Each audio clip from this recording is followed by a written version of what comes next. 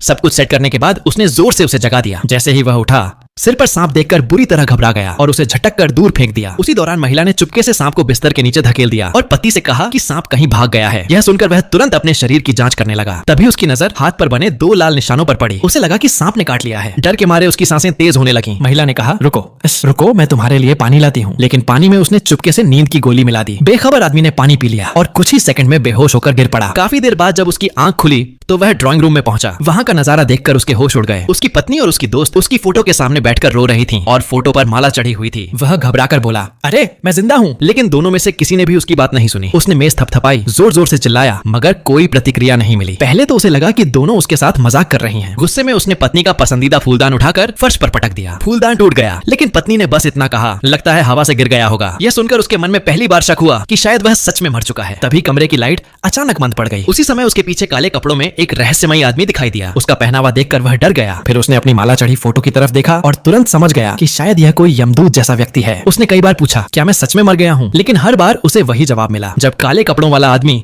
उसे अपने साथ ले जाने के लिए आगे बढ़ा तो उसने जल्दी से उसे रोक दिया। फिर मेज से नमक की एक बोतल उठाई और जमीन पर गोल घेरा बना लिया। उसे लगा कि अब वह सुरक्षित है, लेकिन उस रहस्यमयी आदमी पर इसका कोई असर नहीं हुआ। अब उसे अपनी हालत समझ आने लगी। उसने कहा, ठीक है, मुझे सिर्फ 5 मिनट दो, मैं कपड़े बदलकर तुम्हारे साथ चलूंगा। लेकिन कमरे में पहुंचते ही उसने खिड़की से भागने की कोशिश की। उसकी यह चाल ज्यादा देर छिप नहीं सकी। काले कपड़ों वाला आदमी तुरंत पहुंचा और उसे नीचे गिरा दिया। फिर उसने चेतावनी दी कि उसके पापों की सजा बहुत भारी हो सकती है। यह सुनकर आदमी पूरी तरह डर गया। तभी उस रहस्यमयी व्यक्ति ने कहा, मैं तुम्हें एक मौका दे सकता हूँ, लेकिन पहले तुम्हें अपना सबसे बड़ा राज बताना होगा। आदमी ने घबराकर बचपन की एक शरारत कबूल कर दी, लेकिन साफ था कि सामने वाला कुछ और जानना चाहता था। फिर उसने जेब से महिलाओं का एक कपड़ा निकाला और पूछा, बताओ ये किसका है? उसे देखते ही आदमी का चेहरा उतर गया। वह घबरा गया और जल्दी से बोला, ये मेरी पत्नी का है।